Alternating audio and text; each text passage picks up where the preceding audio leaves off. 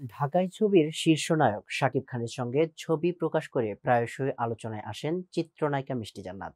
বেশ কয়েকবার শাকিবের সঙ্গে তোলা ছবি পোস্ট করেছেন এই নায়িকা। সম্প্রতি নতুন আরো কিছু ছবি পোস্ট করতে দেখা গেছে তাকে, যা ঘিরে অনুরাগীদের মাঝে আরো গুঞ্জন শুরু হয়েছে। অনেকেই প্রশ্ন তুলছেন, কিছুদিন পর পর শাকিবের সঙ্গে ছবি প্রকাশ করার রহস্যটা কি। সম্প্রতি একটি গণমাধ্যমে সাক্ষাৎকারে এমনই প্রশ্নের মুখে মিষ্টি জান্নাত বলেন, এসব প্রশ্ন তাকে করে লাভ নেই, বরং সাকিবকেই করা উচিত। তিনি বলেন, আমি সবাইকে পরিষ্কার করতে চাই, সাকিব খানকে আপনারা সবাই জিজ্ঞাসা করবেন, সে তো প্রেস মিটে যায়, কেন তাকে আপনারা একটা প্রশ্ন করতে পারেন না? তাকে নিয়ে কিছু বললে আমাকে কেন প্রশ্ন করেন? মিষ্টি জান্নাত বলেন, আমি আসলে বেশি কথা বলতে চাই না, কারণ একটা কথা বলি আরেক অ্যাঙ্গেলে নিউজ করা হয়, এগুলো খুবই বিব্রতকর।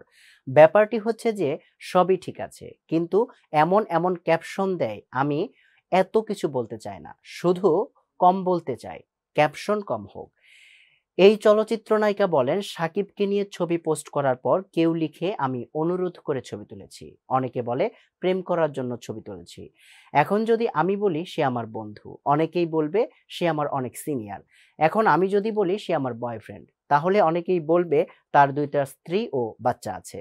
তাহলে আমার আসলে কি বলা উচিত? সে আমার সিনিয়র সহকর্মী, সে মেগাস্টার, তাই আমি তার সঙ্গে ছবি তুলতেই পারি, ছবি পোস্ট করতেই পারি। এটাই বলতে চাই, আর কিছু না।